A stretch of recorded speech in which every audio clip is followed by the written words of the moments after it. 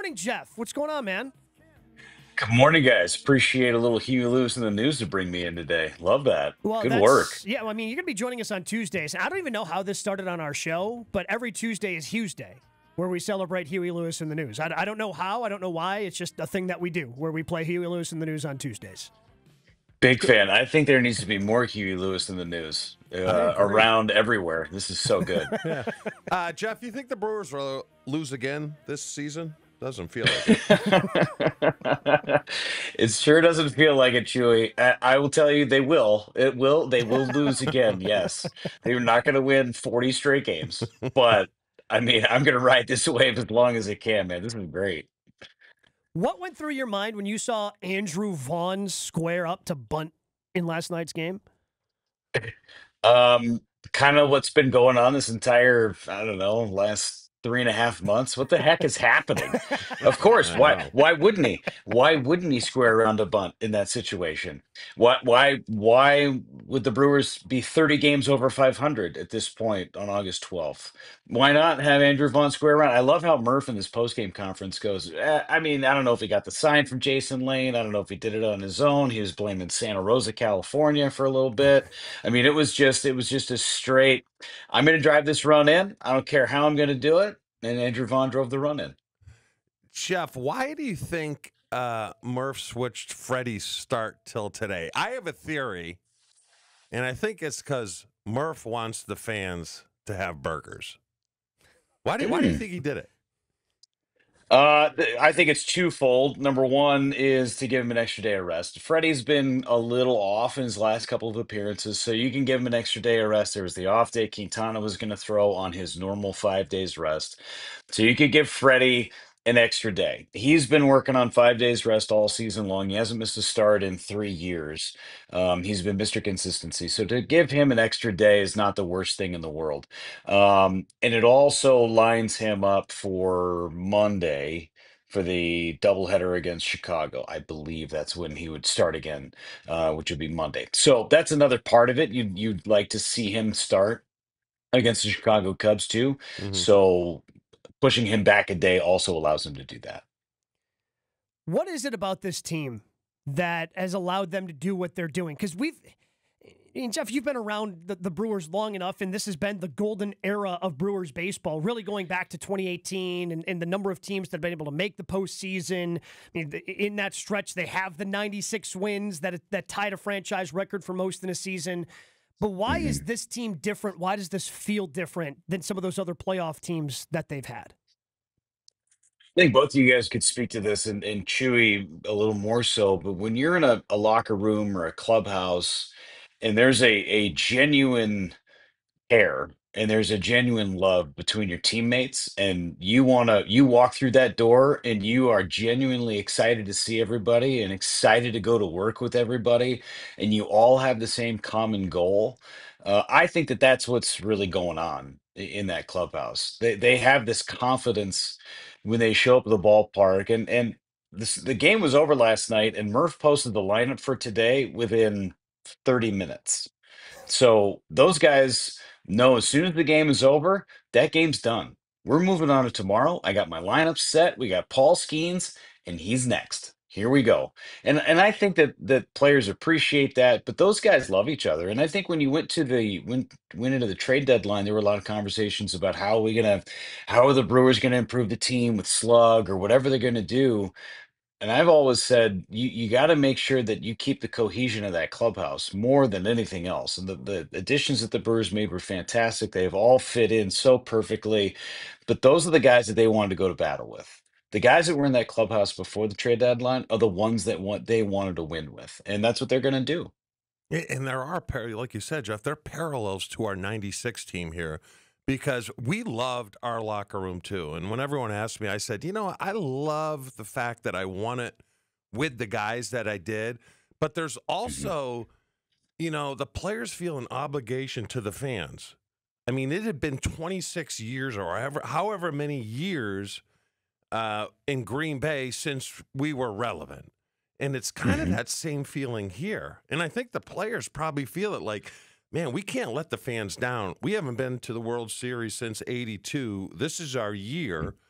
couple with that, with having fun, and it's just, I just see parallels between the two teams, and hopefully, it comes to fruition. But I feel good.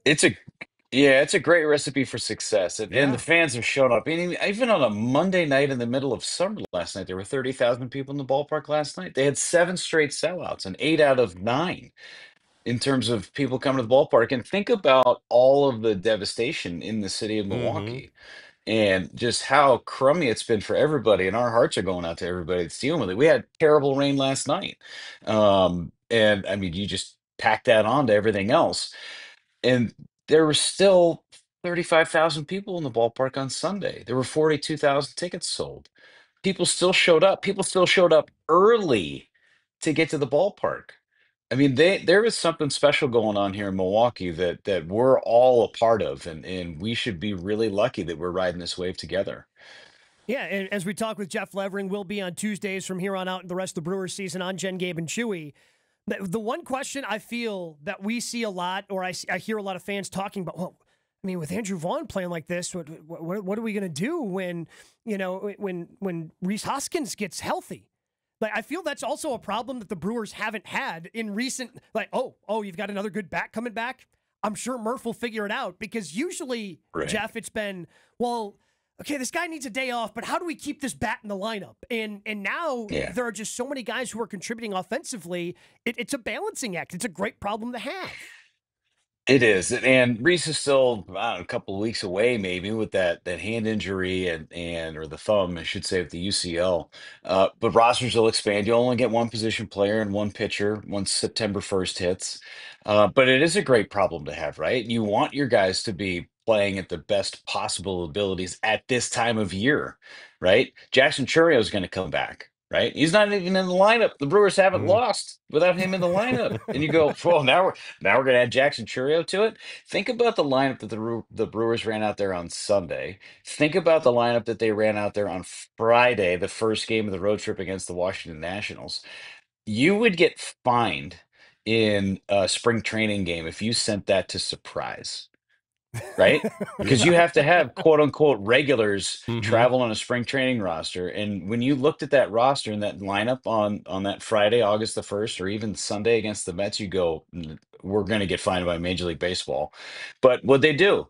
They go out and they come from behind and they beat the Mets. What they do against the Nationals? Oh, they pounded out 16 runs. It doesn't matter who's in there. Everybody's contributing. Well, Rhys Hoskins has been contributing even though he's been injured. I know that, Mhm. a couple weeks ago, it was William Contreras who said, hey, I'm crediting Rhys for kind of helping me work through some things. And now we see William Contreras just tear the cover off the ball. What does it say about this team that even though somebody's injured, they're finding ways to contribute by being a great teammate? It's hard when you are on the injured list to have a voice because you can't contribute on the field, right? But guys have done that time and time again. Reese Hoskins is doing it right now. I think about Brandon Woodruff for the Mm-hmm. last year and a half until he came back, and he's pitching the heck out of the baseball right now. But he wasn't able to do anything last year. He wasn't able to do anything for the first half of this year except for get himself ready to go. But he's teaching those young kids, Chad Patrick and Logan Henderson, and taking them under their wings and saying, hey, okay, how can we get better? This is what your routine should look like. A Jacob Mizorowski just being a sponge, being next to Brandon Woodruff every day. Those are the ways that your teammates can help you out. When you're not able to perform on the field, um, the Brewers have had a knack of having those guys really help each other. Even Wade Miley last year, right? He makes a handful of starts, but he's in the clubhouse every day. He's traveling with the team, even though he knows he's not being able to pitch. But he is helping that clubhouse. He's helping that roster day in and day out. Jeff, do you think they need a reset at some point in time? And what I mean by that, in '96, we're about 3/4 through the season. We lose at Kansas City. We lose at Dallas, and we're banged up. We go to St. Louis, who's terrible. They're like 3 and whatever, and it's tied at halftime. And I'll never forget, we wind up winning the game, but we come home. The leaders of the team call a team meeting, just screaming, no coaches, screaming, yelling, and said, we need to run the table. And we did. And it wasn't close for the. You think they need that maybe 20 games from now, like maybe to get swept in a series and have a reset and go, all right, now here we go? No. You know what I'm saying? Thank you, Jeff. He has been trying to peddle this. Oh, they need a reset. They need to lose 4 or 5 games. I'm like, no, actually, they don't need that. So I'm glad. They need Maybe he'll listen to you, Jeff. They need a Control-Alt-Delete and just shut this thing down. No, listen. They're running so good right now. I think they're 25-4. Since right before the All-Star break, right? Since Brandon Woodruff came back that Sunday in Miami, 25-4. They don't lose back-to-back ball games. It's one of those things where you play every day. I get it where you play once a week and you really wear it, right? You really wear it. But in baseball, they have this ability to flush things so fast. And I have this little toilet with me in my office. I can just flush things really easily. That's what baseball players do. They flush it. It's done. Game's over. You lose one, you're going to come back and try and win the next ball game. So I think that they don't need a reset. And these guys have been so resilient. The first 6 weeks of the season was such a grind. They found that edge, as Pat Murphy likes to say. And they don't need a 4-game losing streak to get their mind right, for sure. Does Bryce Terang just hit bombs now? Is that what he does? Apparently, he and William Contreras, they just do nothing but hit bombs. It's amazing. Leadoff homer for Bryce Terang yesterday, 8-game hitting streak. He's got what 5 or 6 homers in his last 2 weeks. Well, it's unbelievable. I was at the game last night, and he hits the first. I was sitting up the third base line, and he hits it, and you could it's kind of going to that left center gap, and it's like, oh, he probably didn't get it. And then I look up and I went, wait, 105 exit velocity? He's just hitting oppo bombs? Like what? Aren't you supposed to wear down as the season goes on? What's going on here? So you were in the ballpark. How loud was that home run? It was loud. It felt like a thunderclap, right? Yeah. It was incredible. It was unbelievable the way that he's been, and that's honestly that's what gets me excited, Jeff. You mentioned the injured guys that are going to be coming back, whether it's Rhys Hoskins, Jackson Chourio. We haven't even mentioned Jacob Mizorowski, who's going to help solidify that rotation. But also, if you think, and look, Andrew Vaughn's not going to continue to hit like Aaron Judge, probably not going to happen. He'd still be a really good player. But when you see things like, William Contreras, who's been underperforming all year, starting to look like the William Contreras we're used to, that's what makes you go, okay, they can have enough pop in this lineup. They do have enough guys that can do a lot of damage in this lineup once they're feeling good and healthy. Yeah, we had Matt Arnold on the TV broadcast last night, and Arnold said that Murph's been giving Chourio a bad time, saying, dude, we don't need you. We don't need you. We're fine. Dude, we're 10-0 without you, homeboy. So take your time. Jeff, go ahead. He's kind of joking around at that point, but he'll be back. He'll be great, and it'll work like clockwork. But it's great to have Murph have that levity with those guys too. Jeff, one more dumb question. I was talking about the obligation the players feel to the fans. Do they know the 12 wins will get the fans burgers? Oh, yeah. They got to 11 earlier this year. Yeah, they got to 11 earlier this year. And, George Webb's just sitting there going, oh, man, this is great. You get the promotion. People are camping out. Twice in 1 year. This is amazing. But then you get to 11 and they don't win the 12th, but we got all the advertising. You didn't have to give away the burgers. Yeah. So now, now you're getting close. You want to give those burgers away. You want to do it. I know they do. The fans know. Fans definitely know, but the players know too. They know what's on the line. All right, well, they got a tough one tonight. Tonight's the tough one. Skeen's on the mound. Should be a fun one. You'll be on the call over on television side, Jeff.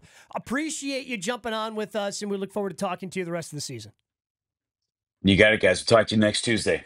Hey guys, it's Jen from Jen, Gabe, and Chewy. Thanks for watching our clip. I'm sure it was super informative and educational. I'm just kidding. I love those knuckleheads. And we do it live every Monday through Friday from 7 to 9 a.m. on 94.5 ESPN Milwaukee. Make sure that you like and subscribe and hit that notification bell so that you get informed anytime we drop new content.